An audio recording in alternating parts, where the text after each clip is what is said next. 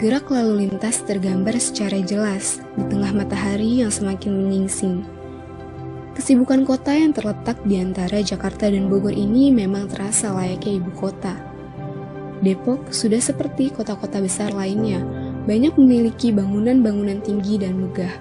Salah satu dari sekian banyak kota yang memiliki peninggalan sejarah Belanda. Bangunan yang masih terjaga sampai saat ini dapat kita temui di kawasan Depok Lama.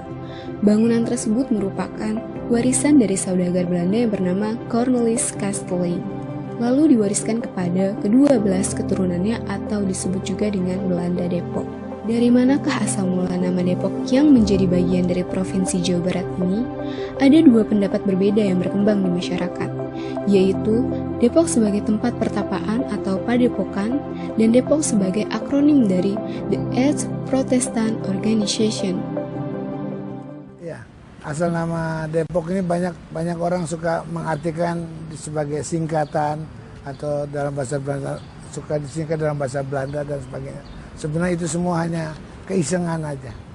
Jadi yang sebenarnya Depok itu berasal dari kata padepokan. Padepokan itu patilasan ketika zaman-zaman Pajajaran Mataram itu di sini ada patilasan, tempat mereka bertapa dan sebagainya gitu.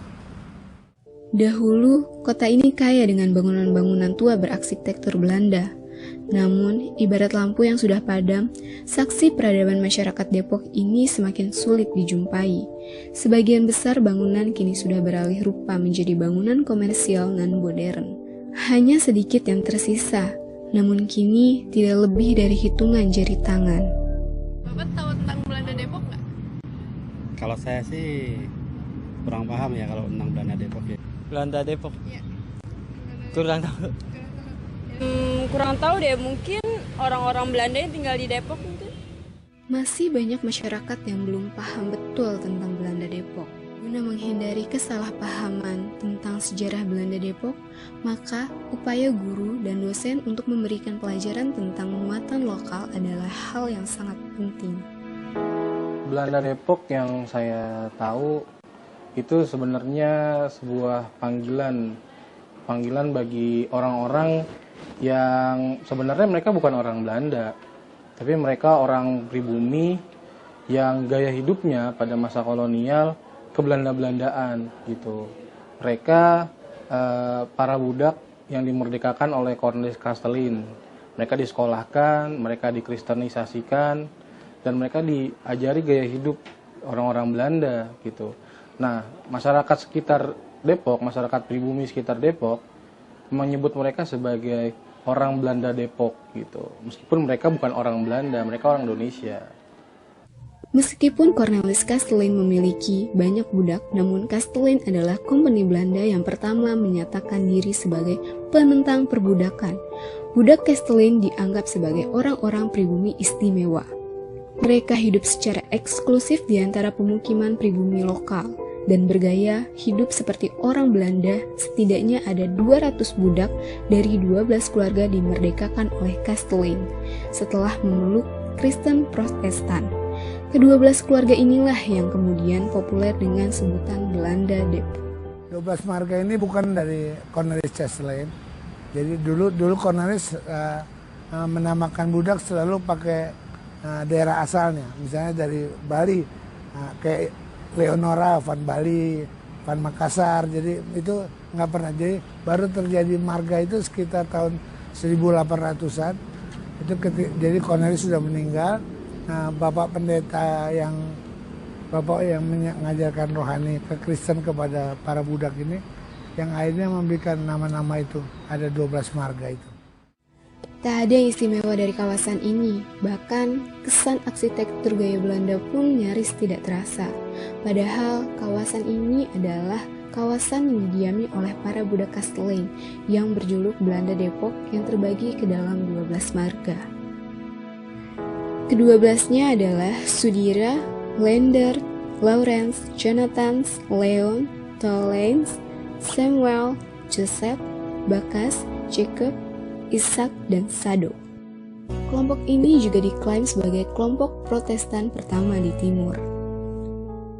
Sekitar 1714 13 Maret 1714 itu selesai.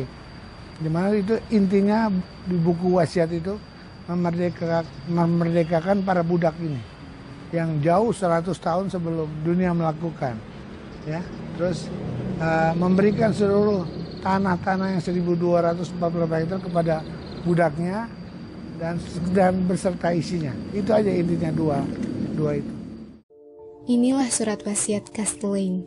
Surat ini disahkan pada tanggal 24 Juli 1714 dan mulai berlaku sejak wafatnya Cornelis Castellane pada tanggal 28 Juni 1714. Tanggal inilah yang kemudian dijadikan peringatan Hari di Jemaat Masehi Depok. Jadi ketika itu para budak ini diwajibkan oleh Cornelis untuk pergi ke gereja. Kita harus berjalan kaki dari Depok sampai daerah sekitar Senen, itu ada jalan kenanga, di situ ada kapel kecil. Itu berjalan pulang pergi hampir 16 jam. Lama-kelamaan akhirnya Cornelis mengirim pendeta. Gereja Immanuel adalah salah satu bangunan peninggalan Belanda, tempat di mana masyarakat Depok melangsungkan ibadah.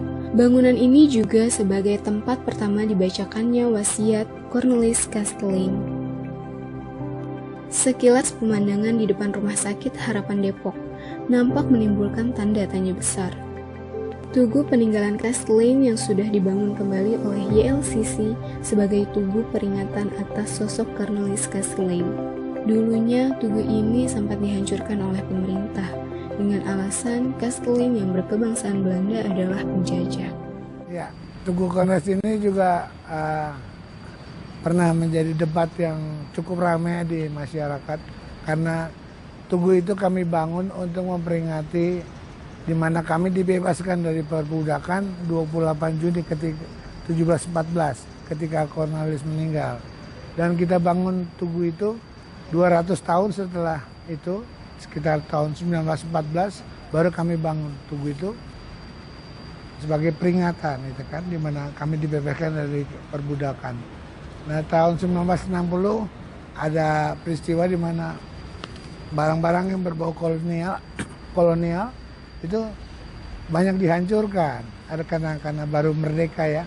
Nah, kami sebagai warga di Depok agak takut dengan itu, jadi kami hancurkan karena ada kata-kata bahasa Belanda di situ.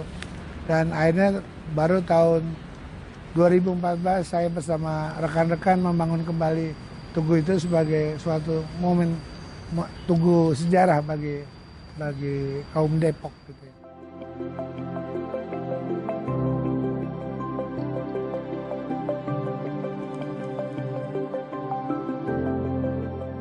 Sampai hari ini meskipun orang Belanda sudah tidak ada, tapi bangunan terus kebudayaan itu masih ada dan masih dilestarikan di kota Depok. Seiring dengan proses panjangnya kemerdekaan Indonesia, tanah Depok milik Castellane hanya menyisakan gereja, sekolah, YLCC, pemakaman, tugu, dan tanah Cornelis seluas 0,8 hektar untuk diolah oleh keluarga-keluarga budak Castellane.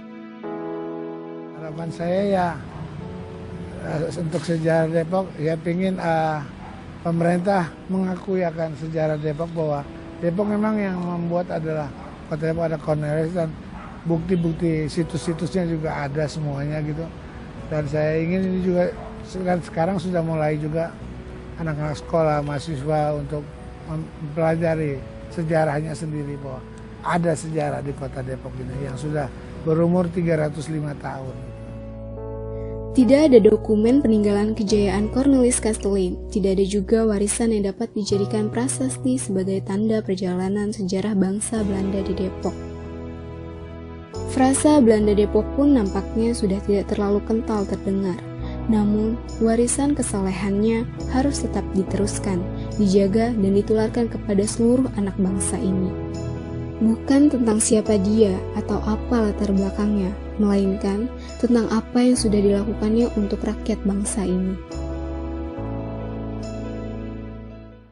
Agar sejarah dari kota Depok tidak hilang, guru sejarah atau dosen sejarah mau tidak mau harus menyampaikan tentang sejarah kota Depok, terutama tentang Belanda Depok.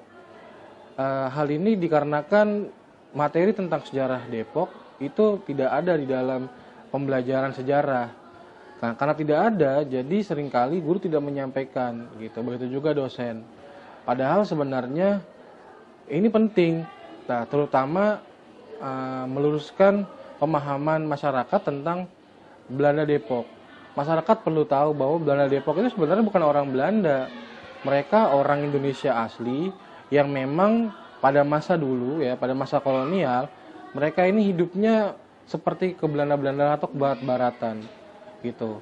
Tapi seharusnya istilah Belanda Depok sudah tidak ada ketika Indonesia merdeka gitu ya. Nah, karena kalau sekarang orang-orang Belanda Depok lebih memahami istilah Belanda Depok itu sebagai sebuah olok-olok.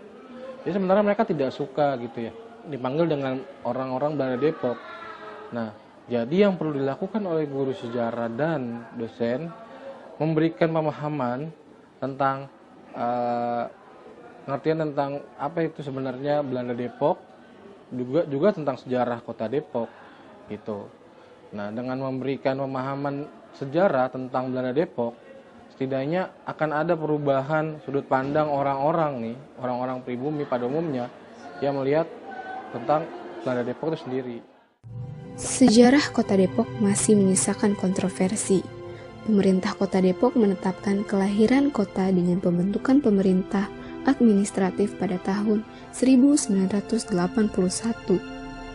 Sementara itu, masyarakat Depok keturunan para budak Cornelis Castellane memiliki versi sendiri, yakni hari wafatnya Cornelis Castellane pada tahun 1714 sebagai tahun kelahiran Kota Depok.